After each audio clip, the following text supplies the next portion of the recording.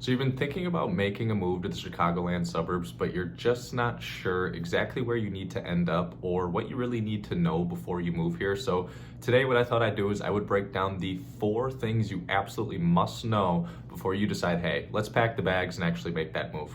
Super quick, before we jump into the rest of this video, I am Jimmy Zitnik. I am a Chicago suburbs real estate agent, and I help young professionals make informed decisions when it comes to buying or selling real estate here in the Chicagoland area. So, of course, if that sounds like you and you're somebody that needs some help, I'm going to pop my contact information up on the screen here. It'll also be in the description of this video. Call me, text me, shoot me an email, whatever is easiest for you. Again, if you need some help, I'm more than happy to do so. Let's get right into it.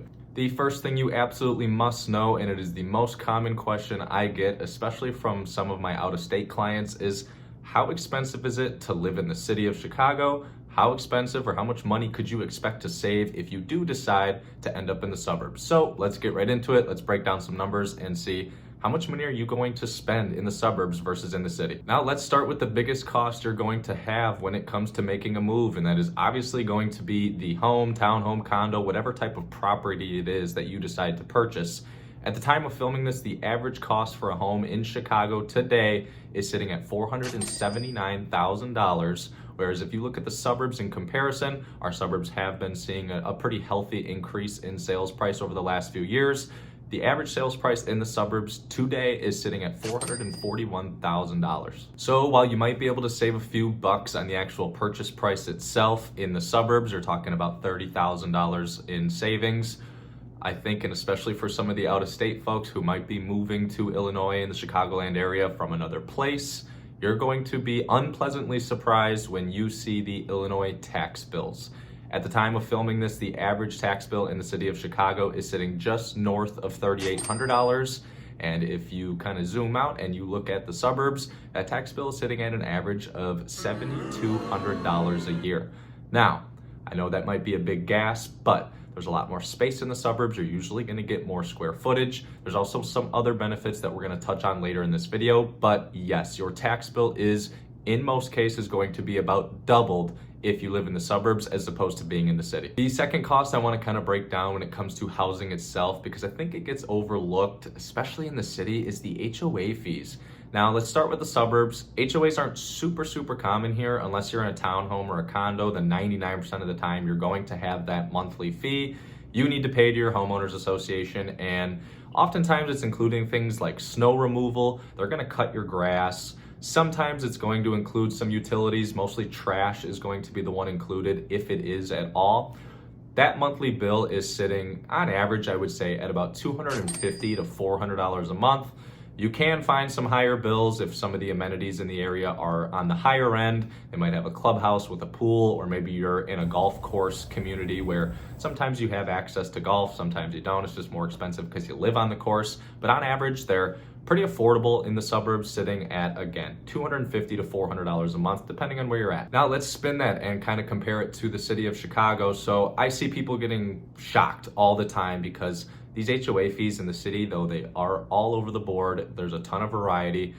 On average, I would say these HOA fees in the city are sitting anywhere from $400 to $1,500 a month.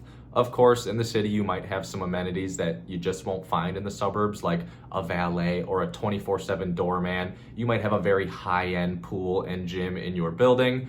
Of course, sometimes as well in these condos, there's just a lot of stacked units. You're going to see some utilities included. Most of the time it's going to be water for your unit, just because everybody's sharing one large water tank, maybe on the floor or the level, whatever. But that's why you're going to see some of these HOA fees running so much higher. There's going to be some things included. However, I know some people might look at that and say, I just can't see myself spending $1,500 a month for things like a gym or a pool, things of that nature. So it's something to take note of. The cost can totally vary, and in the city, it can get very pricey quick. Now, to kind of wrap up this cost of living segment, if you will, I wanted to talk about the everyday things that you need to buy. Because of course, when you make a move, you make this large purchase, you buy a home, you buy a condo, whatever it might be, you're usually only doing that one time every few years, maybe every 5 years. But the things that you buy every day, they add up, and they can add up quickly. Things like groceries and gas.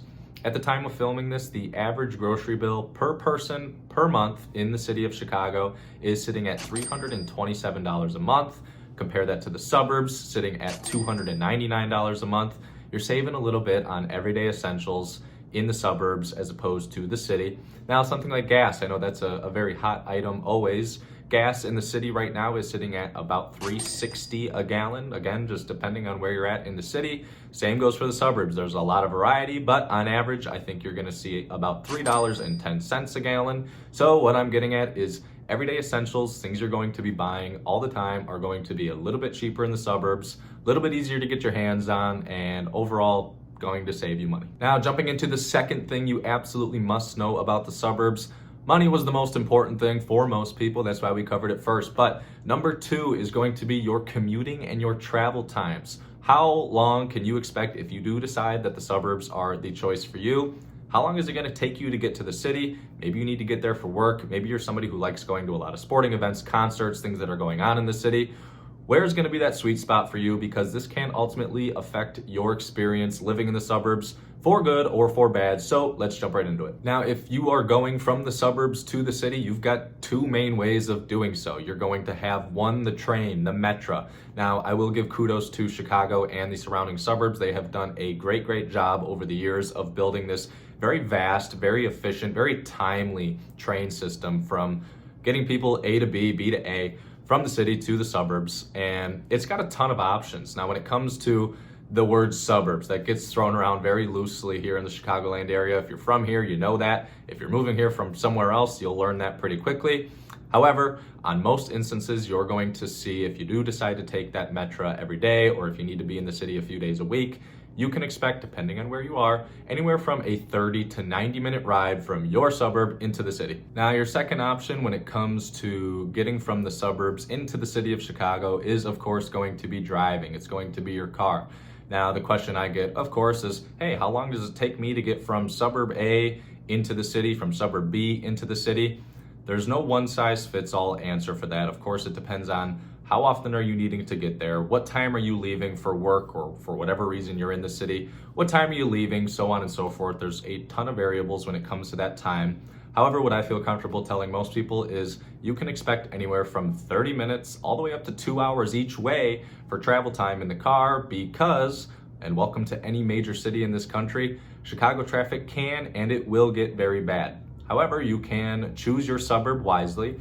The Chicagoland area has a pretty vast interstate and highway system that some routes are very efficient from, let's say, in Arlington Heights. You can get to the city pretty quickly. Whereas if you choose a suburb like St. Charles, Illinois, there's no straight shot to the city. So you need to take into account and you need to be aware of the suburb that you're choosing because maybe you know the lifestyle and the vibe of the city overall just isn't for you. Then you need to know, hey, which suburb is going to be the best? How can I get there quickly because I know I need to be in the city? Long story short, the average time you can expect is going to be 30 minutes all the way up to 2 hours each way. Now, speaking of lifestyle, the third thing you absolutely must know about the suburbs before you decide to move here is the lifestyle you can expect to live here. Now, generally speaking, you're going to have a lot more of a laid back and slower paced type of feel when you are in the suburbs. You're going to be driving your car a lot more often. Things are a lot more spread out. There's not nearly as many people as compared to the city of Chicago. They've got 2.6 million people. Your suburb might only have 40,000. So you're not going to have as many people, though that does come with some benefits for some people. You're going to have a lot tighter of a community feel as opposed to the city. If you go to an event in the suburbs, you're probably going to know a handful of people. You're going to build some relationships on the local level, whereas an event in Chicago, you're going, and unless you invite somebody, you're usually surrounded by strangers. So Chicago does have a lot of benefits. There's phenomenal dining, there's phenomenal shopping, some of the best in the world. So can I sit here and say any suburb can hold a light to Chicago when it comes to those things? No, but some of the suburbs surrounding Chicago have obviously drawn a lot of popularity. There's a lot of people that have moved out from the city, and business, entertaining, dining, things of those nature have followed. There are still phenomenal options when it comes to going to grab a delicious bite to eat, going out to get a drink, or going shopping. You're not going to be entirely dependent on the city for those things. The suburbs still have a lot to offer, but it will be, again, slower pace, a little bit more laid back, And if that's something that ultimately is going to be for you, then ding, ding, ding, the suburbs are your winner. Now, the fourth and final thing you absolutely must know about the suburbs before you decide to move here is we have phenomenal public schools. Now, I talked about the high tax bills here in the suburbs, and this plays a large role in that. The schools in the Chicagoland area, especially in our suburbs, are home to some of the best schools in the state and even in the country. According to niche.com, phenomenal website, by the way, I recommend you use it for any homework you're doing on any city in this country, not just the Chicagoland area.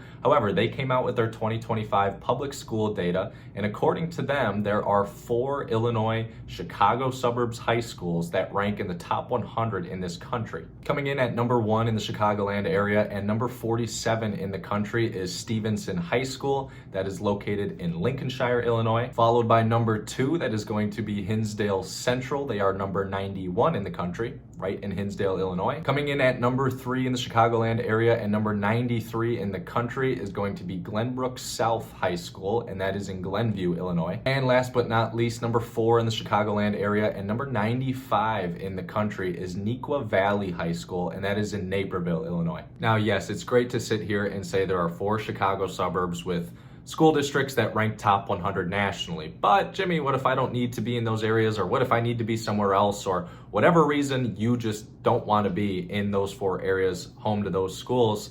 The great news is that, again, according to niche.com, there were 9 other Chicago suburb schools that ranked from 100 to 200 nationally. So what I'm getting at here is, regardless of where you need to be in relation to Chicago, if you're south or west, northwest, north, it doesn't matter. There's more than likely going to be a school that you can feel great about. It fits yours or your family's needs. And ultimately, what I'm getting at here is that the Chicago suburbs are home to some of the best schools in the country. So to recap, the first thing you absolutely had to know was all about the cost of living. You can expect to spend a little bit more on everyday essentials in the city.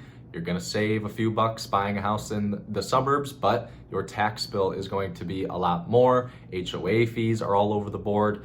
Really depends on what type of lifestyle you live, but what I would ultimately say is you're going to save some money living in the suburbs. The second thing you absolutely had to know about the suburbs was all about commuting and traveling. It can make or break your experience here in the Chicagoland area. So choose your suburb wisely, know how long it's going to take you to get to the city, and just be sure that you're not too far. The third thing you absolutely had to know about the suburbs was all about the lifestyle that you can expect to live here. You're going to be in a little bit more of a slow pace, a little bit more laid back environment, but you can enjoy things like some acreage or outdoor activities, things like farmers markets, and a tighter sense of community. And of course, the fourth thing you had to know is that the Chicago suburbs are home to some of the best schools in this country. So if that's important to you, then the suburbs can be an absolutely great choice. And that's it. Those are the 4 things you absolutely had to know about the suburbs before you decide to move here. If this video taught you anything at all or gave you any type of value, I would appreciate some feedback. If that's a like, a comment, maybe you subscribe and stay a while, learn a thing or two if you're planning on making a move here. I'm Jimmy Zitnik. I'm going to throw my contact information up one more time. It'll also be in the description. If you need any help whatsoever, there's no question too big or too small, and it's never too early to start planning. So if you're somebody that needs some help making a move here in the Chicagoland area, please reach out. More than happy to help, and thank you for tuning in.